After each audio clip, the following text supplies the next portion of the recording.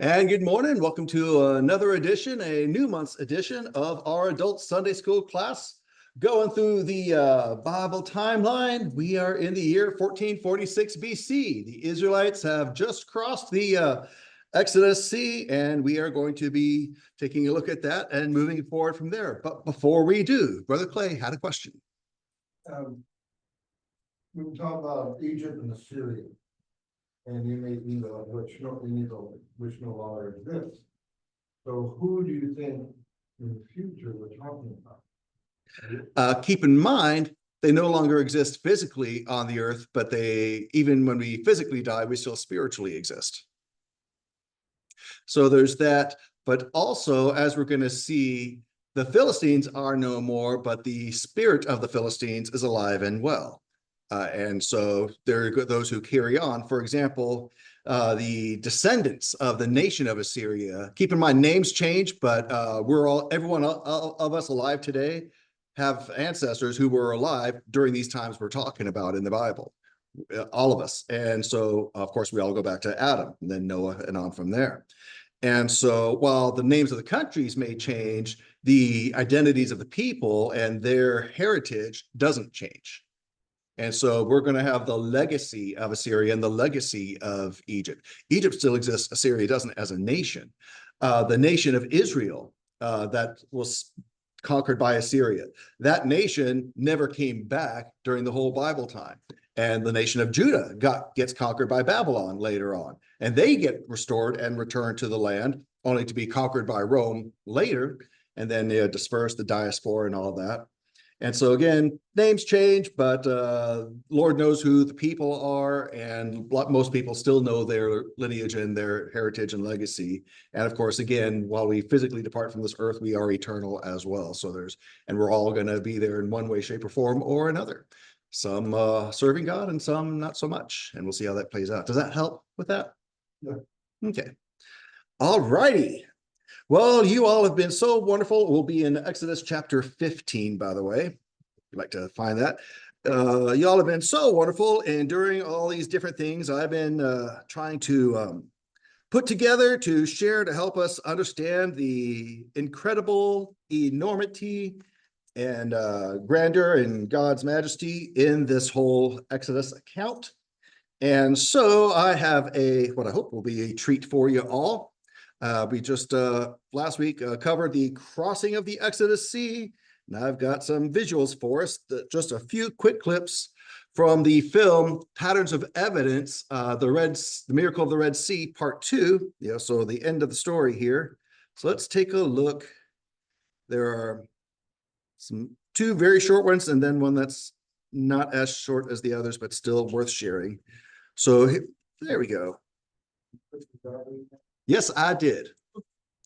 Testing. Yes.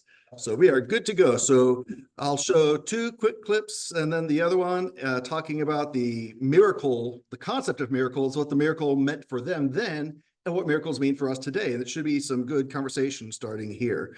And then we'll get into Exodus 15. So here are clips from Patterns of Evidence, Red Sea Miracle, Part 2. As I felt forward, walking along the shore of the Gulf of Aqaba, I was filled with a sense of awe. If you were to pick a location to park the water, this would have been one of the most spectacular places to do it.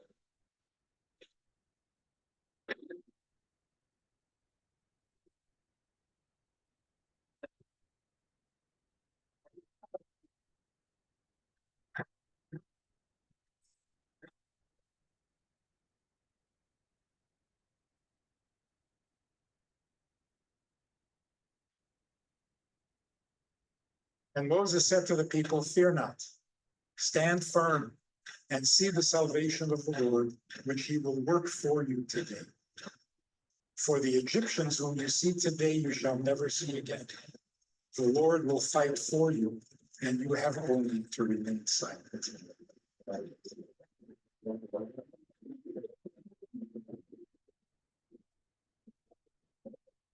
Then Moses stretched out his hand over the sea, and the Lord drove the sea back by a strong east wind all night, and made the sea dry land.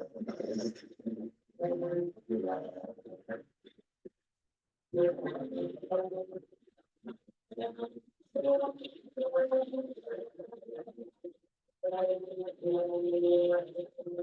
waters were divided. The people of Israel went into the midst of the sea on dry ground, the waters being a wall to them on their right hand and on their left.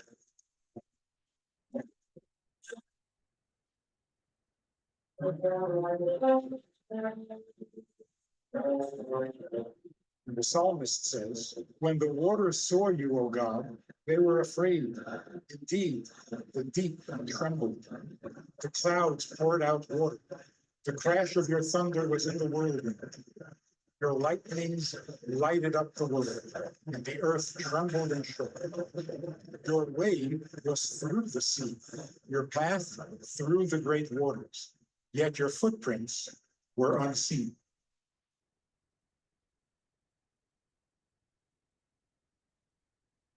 That's one little clip cut. Another one right there. The earth. That's good. Systems. Verse 21, Moses stretched out his hand over the sea, and it was the Lord who drove back by a strong east wind all night and made the sea dry land. Yes, the wind was there. He was using it. And yet the text is clear. Yahweh was at work in pushing back the water. It's interesting to see how DeMille reflected this thinking with the insights of an old man. Just see with the blast of his nostrils. He was the ultimate mover. He was the decisive agent. The wind was merely instrumental in his hand. The Egyptians pursued and went in after them into the midst of the sea. All Pharaoh's horses, his chariots, and his horsemen.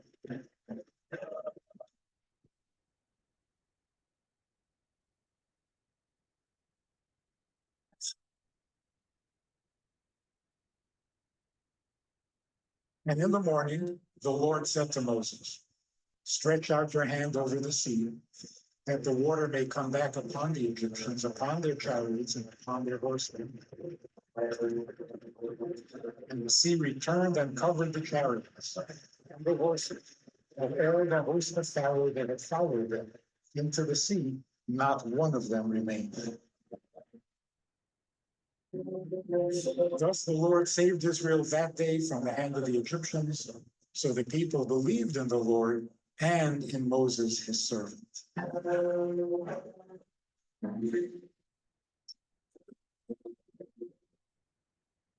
To destroy And all finally, let's go to the deep waters of right about there. Never forget it, that they would talk about it for millennia, because no one ever parts bodies of water. It never happens. It's like somebody rising from the dead. That doesn't happen. So if it does happen, you can be sure it's a miracle.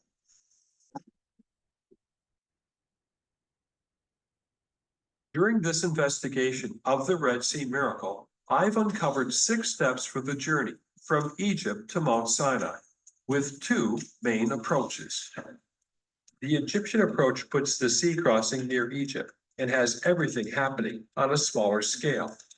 It has about 20,000 Israelites crossing a small desert within a few days. A detour takes them to a dead end at one of the shallow marsh lakes along the border. These locales are supported by connecting place names in the biblical text to Egyptian meanings and sites, such as the Sea of Reeds or Yam Su. Most using this approach favor naturalistic explanations for the miracles of Exodus, with a natural wind causing the parting of the waters. The miracle was in the timing. The Hebrew approach has everything happening on a much larger scale, with millions of Israelites taking many days to cross the desert of the Sinai Peninsula before turning to end up trapped between mountains and the sea at the deep waters of the Gulf of Aqaba. It maintains that the Egyptian place names don't actually fit the Bible, and instead puts more emphasis on the full biblical account and its descriptions of how and why the events happened. It notes that Aqaba is the only sea the Bible directly links to the Hebrew name Yam Su.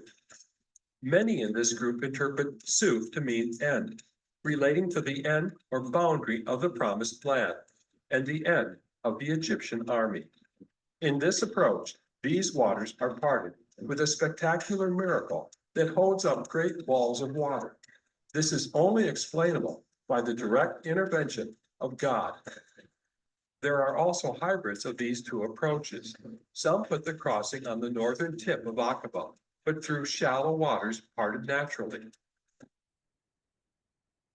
I know there are reasons why most people today choose the Egyptian approach, but I personally lean towards the Hebrew approach and its view of the Exodus on a grand scale, because I think it matches what the Bible is describing. Now, whether God works in spectacular ways is an important question, because it impacts how I view God and how I live my life. And as I came to discover, it's really what this film is about. But do miracles still happen today?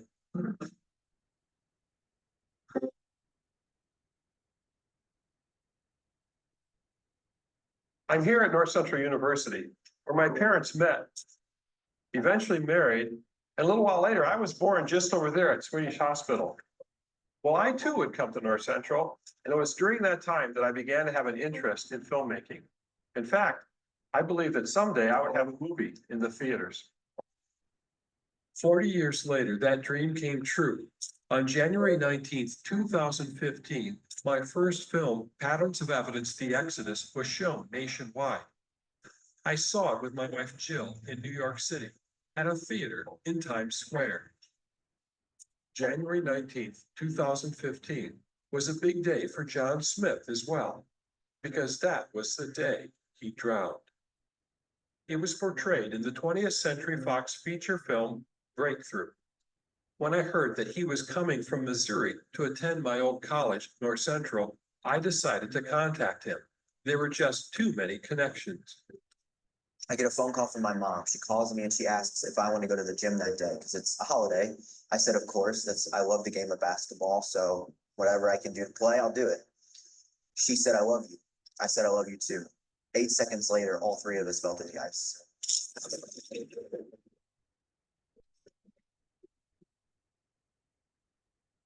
Were your lungs filled with water? When they pulled me out, I was a fountain. It was coming out of my eyes, my ears, my nose, my mouth. They rushed me to the hospital and there I lay lifeless for over an hour. They did everything medically and physically possible they could. My mom arrived and, they rushed her in and Dr. Ken Sutter said, you can go talk to him.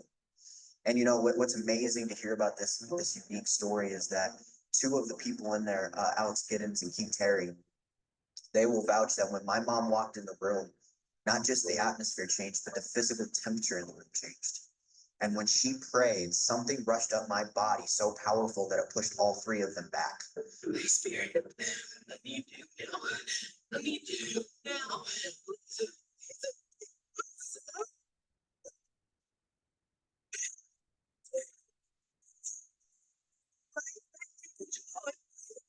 And when she prayed that instant, I got a pulse and everything just turned hectic. They were transporting me into a helicopter to Cardinal Glennon Children's Hospital in the city. Dr. Jeremy Garrett, who is an expert in hypothermia and drowning, he said, this is uncharted territory. We've never heard of this. There is a 99% chance that he will not make it overnight. And I hope you're prepared for that. And that's what he told my mom. My mom got up in his face and she pointed at him. She said, you do it. You do best. I hear you're the best. My God will do the rest. John Smith was clinically dead for 1 hour and 8 minutes when his mother prayed for him. He fully recovered with no brain damage and was medically cleared after 40 days. Today, you've got hundreds of millions of people who claim to witness miracles. Nobody would say that all those were genuine miracles, but today, I don't think Hume himself would dare start with the presumption that we have no credible eyewitness evidence for miracles. He says no respectable people. We have people with doctorates, we have medical doctors, doctors of philosophy, so many people, and people actually who in our academic environment are sticking our necks out to talk about this. To be able to demonstrate that God, from a scientific perspective, had done some kind of intervention in human life, you would have to be able to demonstrate it repeatedly under controlled conditions. And that would then convince scientists that this was something that was believable from a scientific perspective. People today, even if they saw a miracle, some of them are saying, I wouldn't believe in it. Yeah, and then they'll say, well, give me medical documentation. In a number of cases, we do have medical documentation. And so what happens when we give the medical documentation, some people will say, well, no, you have to have this happen all the time. If it happened all the time when you did a certain thing, we would say, well, that just fits the law of nature. It's not a miracle. Yeah, It's amazing in a world full of chaos, the amount of questions we get of why me and not someone else? He gave me a second chance at life. I don't deserve it. I don't. I wasn't serving the Lord when I had drowned, and it's a miracle that I'm here. Well, you know, how do you answer a question when there are people that are praying for a miracle and they don't get one? yeah. Just this past weekend before he filmed me, I lost a very good friend, Nabil Qureshi. Thousands of people were praying for him. A number of people were fasting. If faith could always make something happen, Nabil would still be alive. But that's not the way it works. My wife and I have been through 7 miscarriages. My wife is from Africa. It's very important to have a child. Clearly, it doesn't always happen. It's not like you push a button and it happens. This is a relationship with God, and God still has the choice, and God knows more than we do.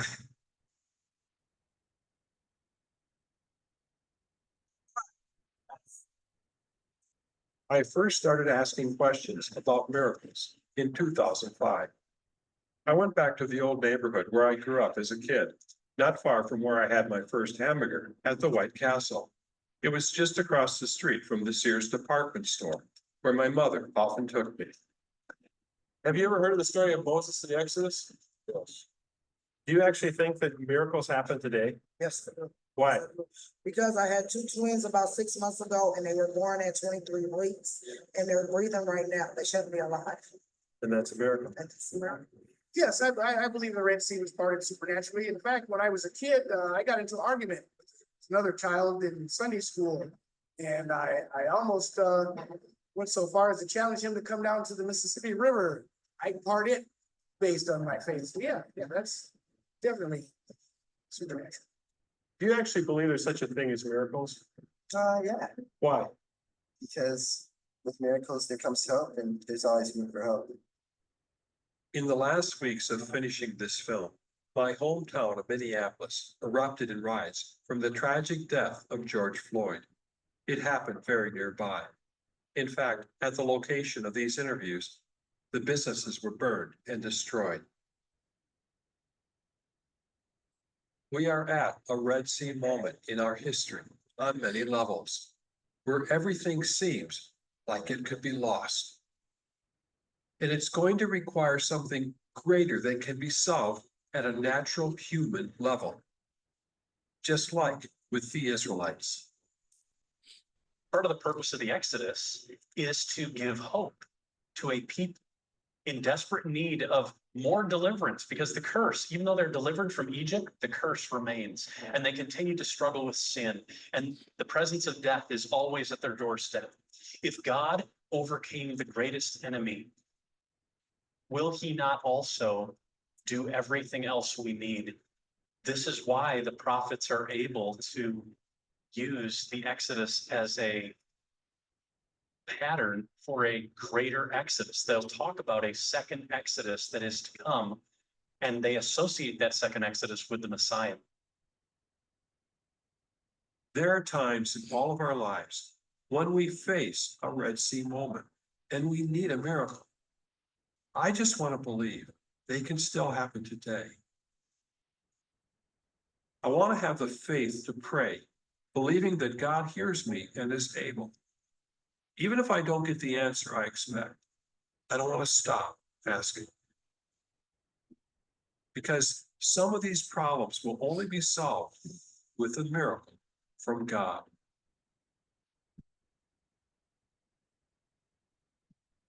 Alrighty. Stop that share. So, reactions, thoughts, comments, questions? Yes, Angie. Right on. You're not alone. Every day we have an excited moment, we don't see it. Yeah. We don't know all the things that we were getting delivered through every single day. Great point. Brother Tim. Right on. Amen. Please.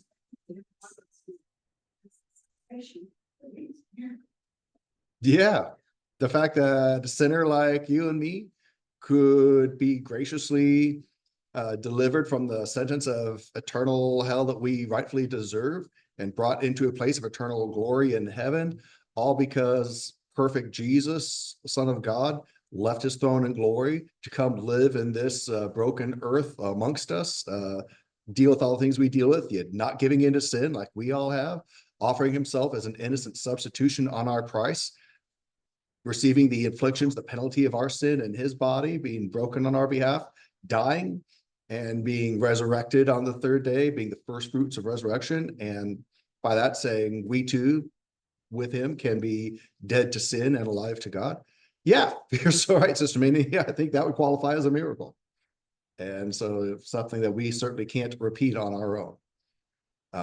On that, I love the fact that the scientific skeptics, and there are a lot of scientific believers. So, but I love the fact that in what we just watched, the scientific skeptics were saying, well, for us to be convinced, you'll have to be able to recreate it and have it repeat where we can observe it and document. Well, and they said, well, if that were the case, it's not a miracle, it's a normal occurrence. So that's kind of defeats the whole definition. So it's circular reasoning, and that just shows that some folks will never accept or believe because it's outside their realm.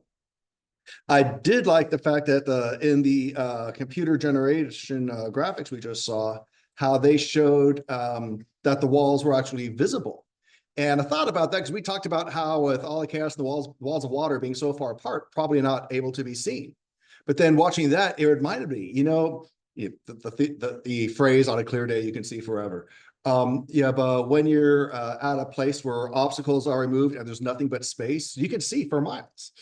And so it's quite possible that they could see around them. Well, obviously, some of the filming and stuff was done back in Ben-Hur filming. Oh yeah, they show those clips too, yeah. And that's what but this new, like what you've been showing, that's kind of new stuff, right? Yes. Yeah, this movie came out in 2020. Yeah, well, I mean. And the graphics they did for the movie, yeah. The part. Yeah. You know, they have new, how they measured that, I don't know, by taking the amount of people, how wide it would, no, they weren't 10 miles wide. Not 10 miles, but 5 miles. The people. Uh-huh. Yeah, we actually have covered that in the recent weeks because we have. So I'm just saying that we saw, showing that they could see the water. Uh-huh. That's what they may have thought then. That's kind of old film. This was made in 2020. When did they come up with this new, that it was 10 miles? 9.6 miles across. The level path that they came across that went down and up, that's about 5 miles across. And that's been known for a few decades. I thought you said it was 10, you look, 5 miles one way, 5 miles the other. You couldn't see the water. Oh, no, no, they were in the middle of the 5 mile stretch. The waters were not 10 miles apart. They were 5 miles. Well, basically, the crossing, the Exodus Sea crossing, that land walkway through the sea floor, that is smooth and walkable for about 5 miles across.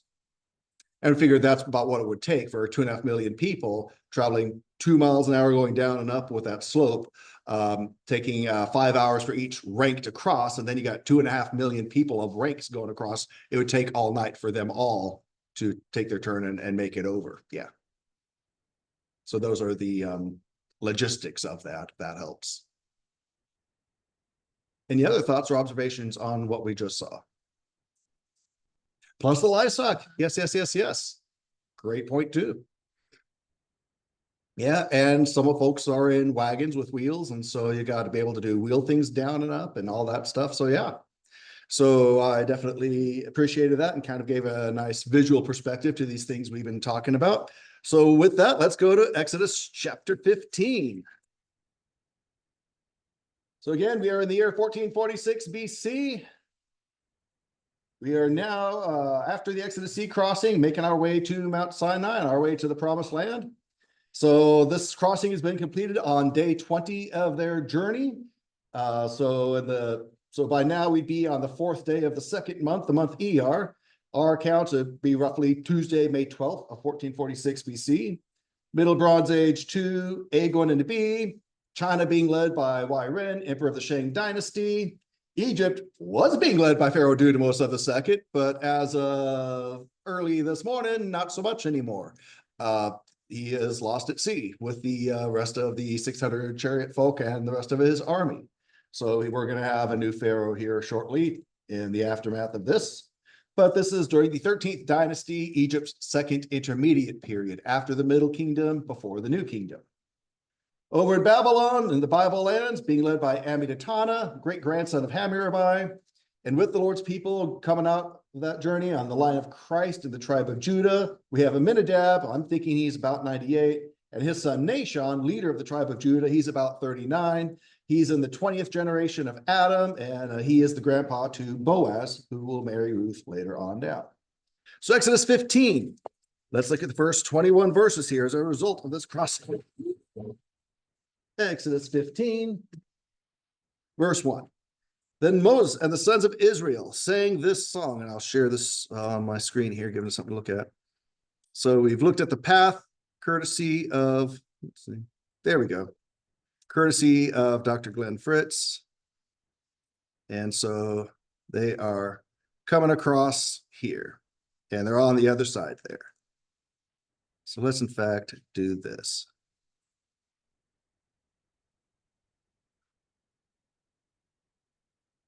So here's the crossing they have made.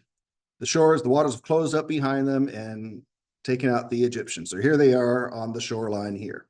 So Exodus 15:1, then Moses and the sons of Israel sang the song to the Lord, saying, I will sing to the Lord, for he is highly exalted. The horse and its rider he has hurled into the sea. The Lord is my strength and song, and he has become my salvation. This is my God, and I will praise him, my father's God, and I will exalt him. The Lord is a warrior. The Lord is his name. Pharaoh's chariots and his army he has thrown into the sea, and the choicest of his officers are drowned in boundary sea. The waters cover them. They went down into the depths like a stone. Your right hand, Lord, is majestic in power. Your right hand, Lord, destroys the enemy.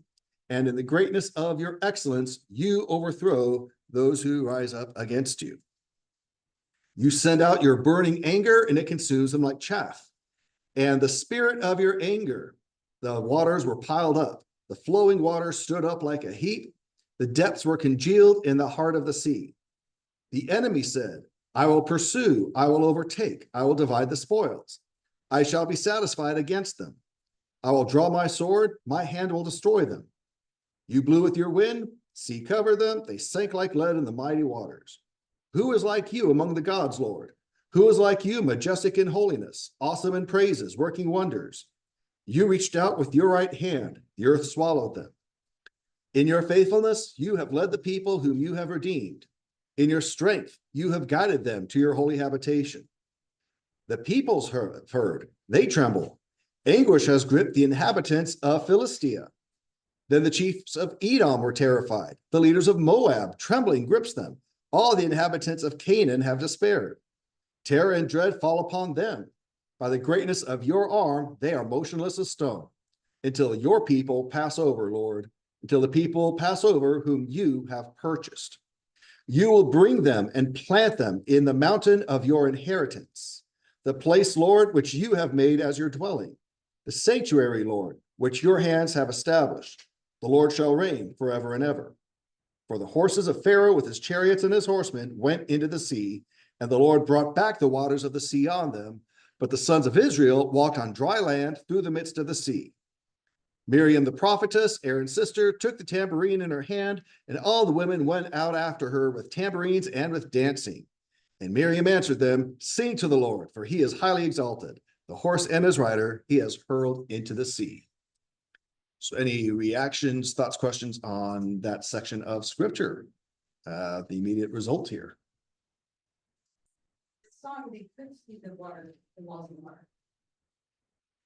They knew that it happened, yeah. And so whether they knew it because it was no longer there or because they could look and say, there it is. Either way, yeah, they knew. It was clear. And so it would make sense too, that it would certainly fit that the visibility of them is there. And so the Egyptians not seeing it, they could have been, focused on heading after, following Pharaoh's orders. They could have been caught up in their rage. Or also too, we know that the Lord was obscuring things. He was, remember the cloud had moved in between the Hebrews and the Egyptians as well. So there's a so clearly the passing of the Israelites was favored and accommodated by the Lord and not so much with the Egyptians. So yeah, so it certainly does fit that the walls could have been visible after all, like we're seeing here. But that didn't stop the Egyptians from falling into what they fell into. Please do. 126 miles to the horizon. So if you have nothing between you and the horizon, you can see that far. Wow. So if they were in the middle, it would be 2 near months, right? 2 near. Yep. Cycling more than 5. Yeah. So yeah, I think they probably keep it. And think about this too, if at the bottom of the sea pathway here, if at the bottom, you're talking like 2/3 of a mile almost. So over 2,000 feet, and you're looking, so that's a lot of water that's been removed and it's stacked up on top of itself with no ground, no surrounding land holding it in place. So yeah, so it's pretty spectacular for sure. Again, there's no natural explanation for any of this. It can't be anything but the hand of God, a miracle, yes. In the beginning of this chapter, verse 1 again, Moses, sons of Israel, sang the song to the Lord. I'll sing to the Lord. He's highly exalted. Horse and his rider he has hurled into the sea. And Lord is my strength and song, become my salvation. This is my God. I will praise him. My father's God. I will exalt him. Hold your place here in Exodus 15. Let's go to Revelation 15. I mentioned several weeks back about connections between Revelation and Exodus. I appreciate the reference being made, as Brother Howard did in his article, about an Exodus to come. Revelation 15.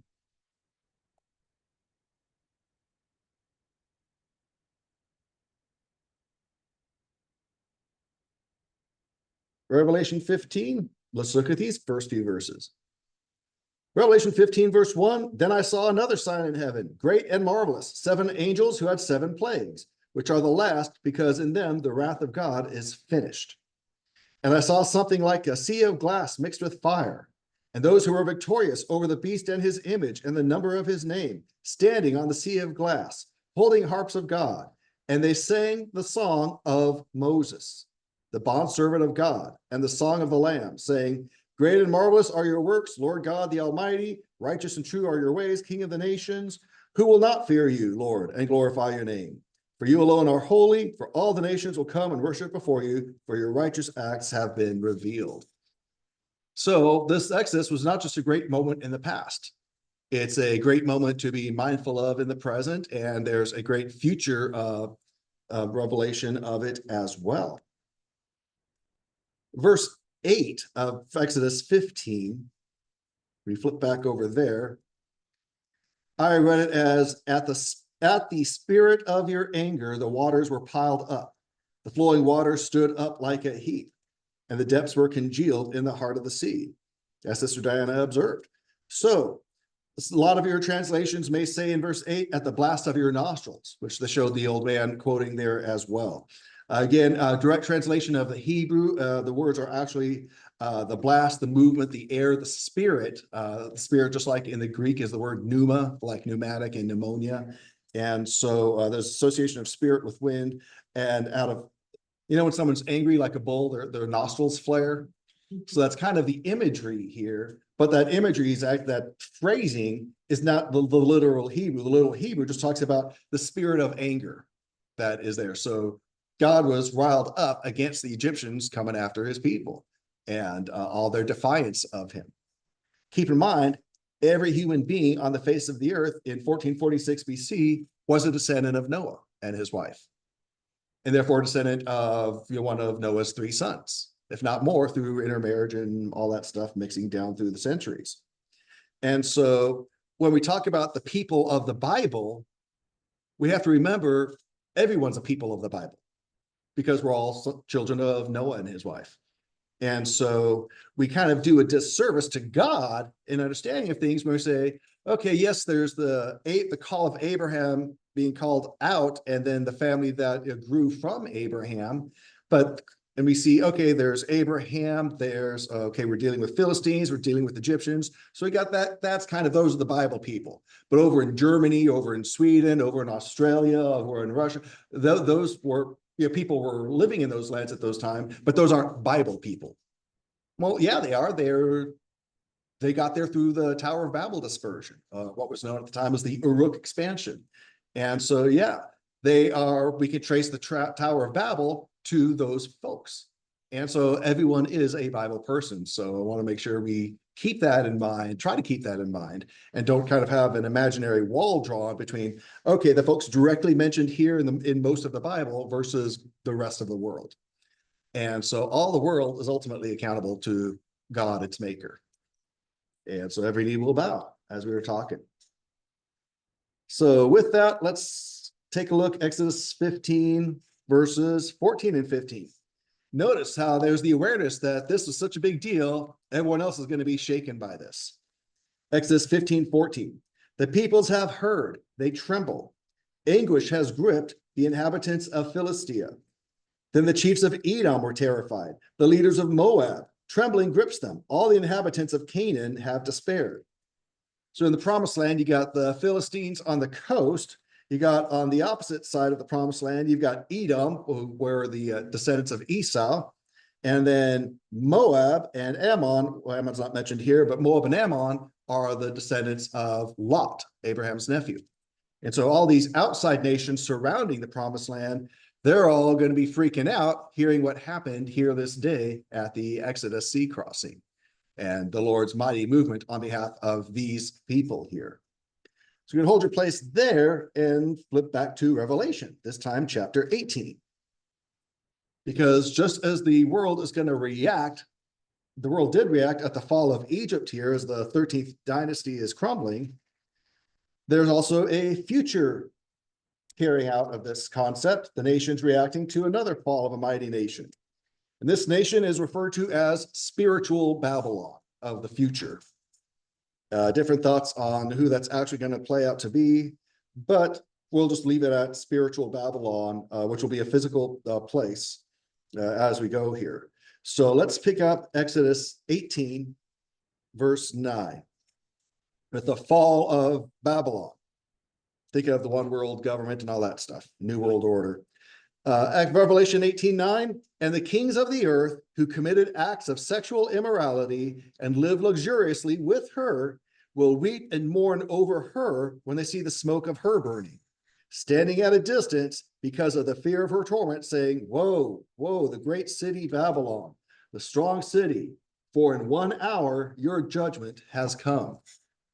So just as the closing in of the waters of the Exodus Sea over the might of Egypt was the doom of Egypt's 13th dynasty, they're going to take a long time to recover from this. So too, Babylon, the false god city that's going to be, like I said, the one world government and all that New World Order stuff, where it's all headed, that is actually going to fall, and great will be its fall. And the nations that were in bed with it, the nations that were joined at the hip with it, the nations that had sold their soul over to it, they're going to be grieving over the fall of this ungodly future Babylon, just as the other nations that had been buddy with Egypt are going to be shocked at its fall here at the Exodus sea crossing. So there's a past and future connection there as well. Exodus 15:18 says, the Lord shall reign forever and ever. Revelation 11:15, pretty much says the same thing. Revelation 11:15. Then the seventh angel sounded, and there were loud voices in heaven saying, the kingdom of the world has become the kingdom of our Lord and of his Christ, and he will reign forever and ever. So just as Jesus is the Alpha and Omega, the beginning and the end, the author and the finisher, so too what he did at the first, he's going to do at the last. And he will be the eternal same, Jesus Christ, same yesterday, today, and forever. So we see that consistency playing out. So when we look at these things in the past, remind us these things in the past, as Paul told the Corinthians, are for our instruction, and it's to be pointing us towards the future that the Lord has for us. Anything else from anyone? Thoughts, comments, questions on Exodus 15, 1 through 21 there, the song, the celebration there. All righty, so where do we go from here? Or more importantly, where do they go from here? So now that they are safely on the other side, again, we are still getting our route itinerary courtesy of Dr. Glenn Fritz. We had crossed the lost sea of the Exodus. Now we're into his next book, The Exodus Mysteries. Midian, Sinai, and Jabal al-Lawz. That's the name of the mountain here. So I'll be looking at that stuff as we go. There. Okay. So now we're going to be moving on. So now that taking a couple days to recover, this brings us to about day 22. So 6th day of the second month on the Hebrew calendar, be about Thursday, May 14th on our calendar, going through the wilderness of Shur. We'll talk about that. Just one verse here, Exodus 15, verse 22. Exodus 15:22, then Moses led Israel from Boundary Sea, and they went out into the wilderness of Shur. And they went 3 days in the wilderness and found no water. So we're going to be retracing their steps and seeing what we see. So the wilderness of Shur. So here is the crossing and where they've landed and where they'll be moving on over. And so here we see that this is the north over here. So there's the top of the Gulf of Aqaba. There's a biblical Elath, biblical Arava over here. So here's this mountain range, Shur, and then the area around it, the wilderness of Shur. So that's what we're referring to here. So here's what Dr. Fritz shares on this. So the Hebrews completed the miraculous crossing of Yam Suf by the 20th day of the Exodus, having covered a total distance of about 282 miles since departing Egypt. Yeah, over those 18 days to get there, then a couple days for the camp and the sea crossing. So now moving on from here, and move me out the way. The only route traversable by a multitude between this beachhead and the interior is right over here, this Wadi al-Hasha, which has a flat sand gravel floor averaging about 800 feet wide. So a sea crossing from the Nuweiba area over here and an ascent up this Wadi al-Hasha would have immediately led the Hebrews into this wilderness. Now, this side, this area, this aspect of the eastern side of the Gulf of Aqaba is enclosed by mountainous ranges, mountainous wilderness, reaching heights of over 5,000 feet. But by itself, if we think about it, higher altitudes would explain the scarcity of water. Springs, oases, and dependent water pooling tend to be found at lower elevations, gravity and all that. So, quick side note here, just kind of a big picture zoom out. Y'all are familiar with Jurassic Park? Well, the author of the book, Michael Crichton, actually a scientist who's written other stuff as well, he talks about the scientific community. He's since passed away, but Dr. Fritz shares a comment that he made just for us to help understand as we're looking at things and wanting to be scientific and accurate in our looking at things, understand what we hear through scientists versus what actual science is. So regarding scholarly consensus, here's what Michael Crichton, who is a sexual novelist, and he was recognized because of his meticulous research. Here's what he once said. So here's a quote from Michael Crichton, author of Jurassic Park and others. He says this: I want to pause here and talk about this notion of consensus. and the rise of what has been called consensus science. I regard consensus science as an extremely pernicious, not good, development that ought to be stopped cold in its tracks. Historically, the claim of consensus has been the first refuge of scoundrels. It is a way to avoid debate by claiming that the matter is already settled. Let's be clear. The work of science has nothing whatever to do with consensus. Michael Crichton said that in 2019. So basically, if you hear someone say the debate's over, the matter is settled, that's not science. Science is anyone can go along, repeat it, and get the same results consistently.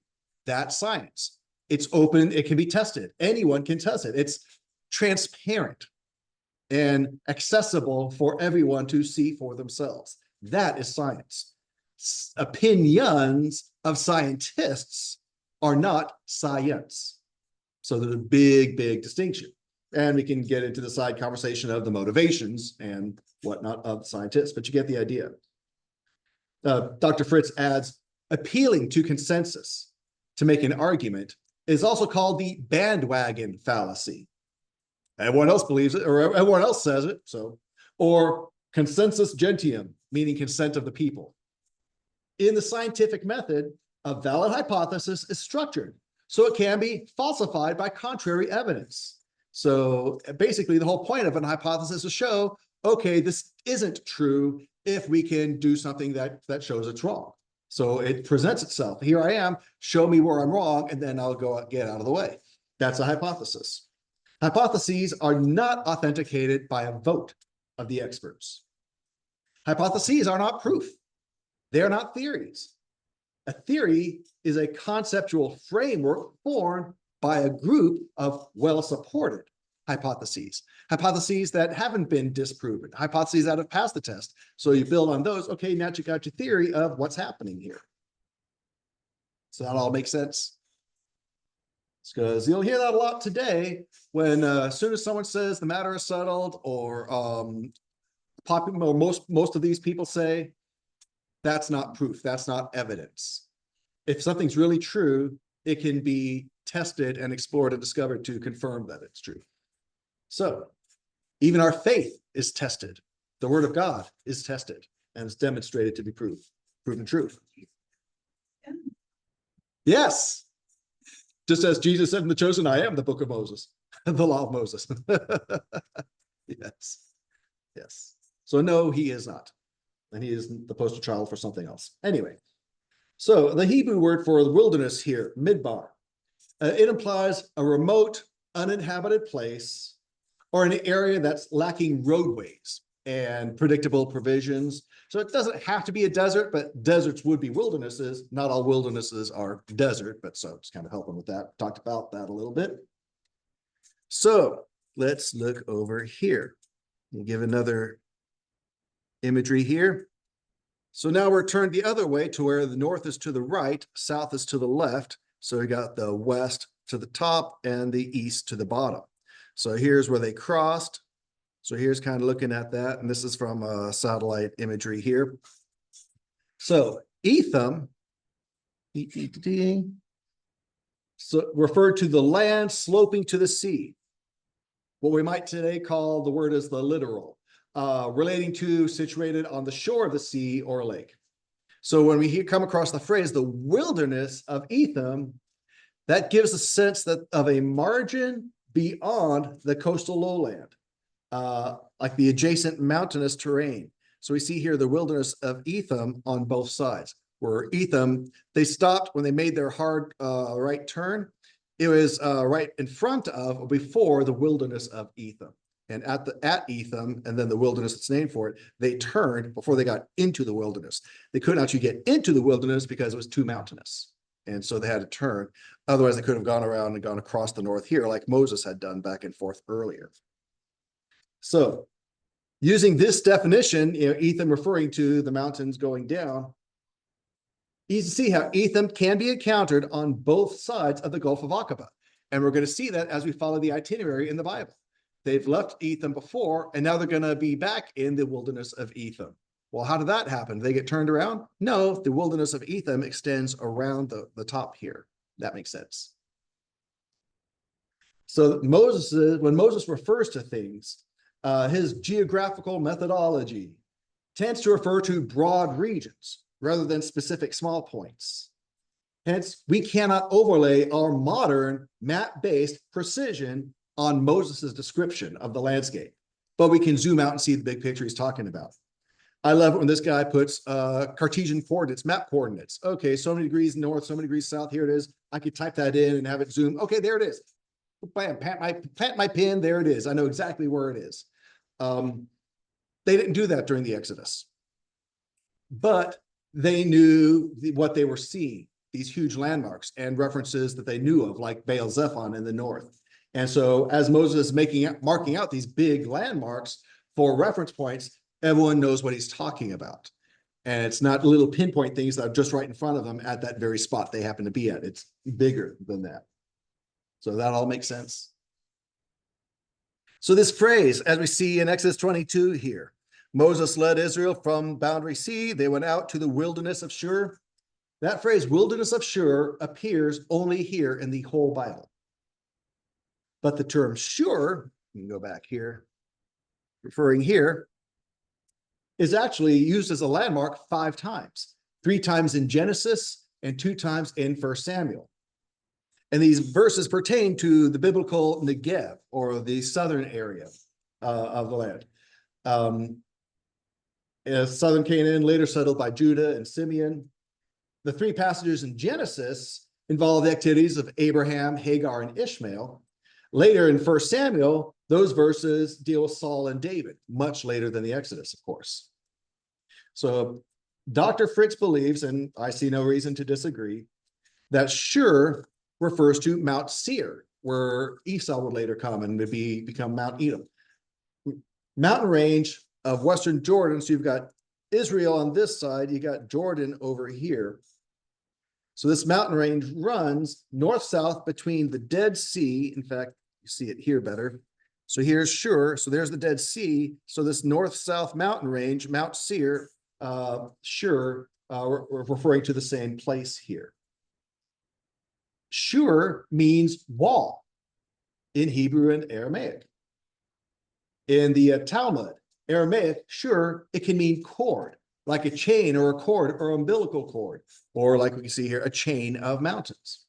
In Arabia, Hijaz holds similar meaning. Chain of mountains, something which intervenes to separate. In Arabic, their word for Shur is sur, meaning a fence or a barricade. So very similar. So we can see Shur was an ancient word for a landmark that was seen as being a barrier. So there's basically, you have to go around this barrier. You can't, not a lot of stuff happening going straight across. That's why Esau liked it, because they were perched up high and they could see anyone coming at them. Which is why in the book of Obadiah, they're told, though you set yourself in this lofty position, the Lord's going to bring you down. Let's see. Ishmael, son of Abraham's concubine Hagar, he had 12 sons, and their domain has been tied to this area over here, east and southeast of Canaan. Naboth, his son, was the brother-in-law of Esau, married one of his kids, and they found Edom. Ishmael's, one of his descendant tribes, Duma, linked with Mount Seir and Isaiah.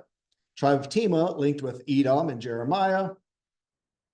Tribe of Kedar, they're referred to as the men of the east in Jeremiah.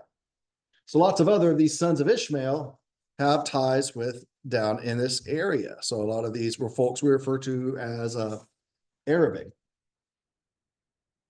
We also know, and we've talked about at the time, Abraham sent the sons of his other concubines away eastward to the east country. The promise is going to be the inheritance through Isaac. So the promised land is up here. He sent them to the east. Well, Egypt is way over here to the west. This is the Sinai Peninsula here. So when he sends them out, he lived in southern Canaan here, so they moved away from Egypt. So Abraham's offspring, Midian, Sheba, Dedan, all are linked with this Arabian Peninsula here. So Abraham's offspring did not go westward towards Egypt, where lots of folks like to think Shur is. They try to put it all right together there. No, it's all over here. And that's just what fits the Bible. Genesis 20, so you got Egypt over here, and Assyria, that we talked about in the devotional, will be over here. And you've got this in between them. So it's actually mentioned in Genesis 25:18, going from Havilah to Shur, which faces Egypt as one goes towards Assyria. So this mountain range here, this jagged sawtooth mountain range, is what's facing Egypt as you're looking and going towards Assyria. So you got Egypt over here, you got Assyria over here, and in between them, you've got this mountain range of Shur here. It doesn't mean east. Some people think that it does. Doesn't mean it's next to Egypt. So it shows that basically you got Egypt and Assyria in Mesopotamia that have their big rivers about 750 miles apart from each other, and this one big mountain range in between them. And it's Mount Seir, later known as Edom, also called Shur, meaning wall. Some closing thoughts here on where the Israelites are coming across in this area and Shur here. Mount Seir and Shur are talking about the same place, but the words mean different things. Seir means hairy or shaggy, like the appearance, which makes sense if you're looking at this kind of sawtooth range here of mountains. The mountains kind of look hairy or shaggy. And so the other word, as we talked about earlier, Shur, refers to being a barrier, something that you can't go through. So similar sounding words, but different meanings. So Shur is referring to the wall function of it. So we're told the first 3 days of their Exodus travel, we'll close with this.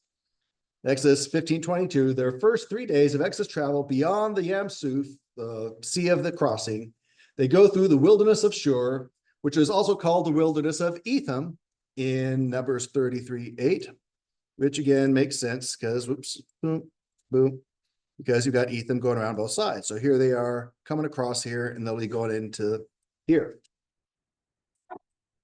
So Ethan's again land sloping into the sea, explains why it's on both sides. So Moses mentions the wilderness of Etham. He doesn't just say Etham. They left the place of Etham behind. This is now the broader wilderness of Etham. So along on this side of the Yam Suf, the wilderness of Etham and the wilderness of Shur overlap. So you're in the same place. So that's a good pausing point for here. There are 3 days in and not having water. So we're going to see what's going to be done about that. But any other reactions, thoughts, comments, questions on what we have looked at this morning? Does everything make sense? Everyone feel comfortable with what we've talked about and looked at? All good? Sister Minnie.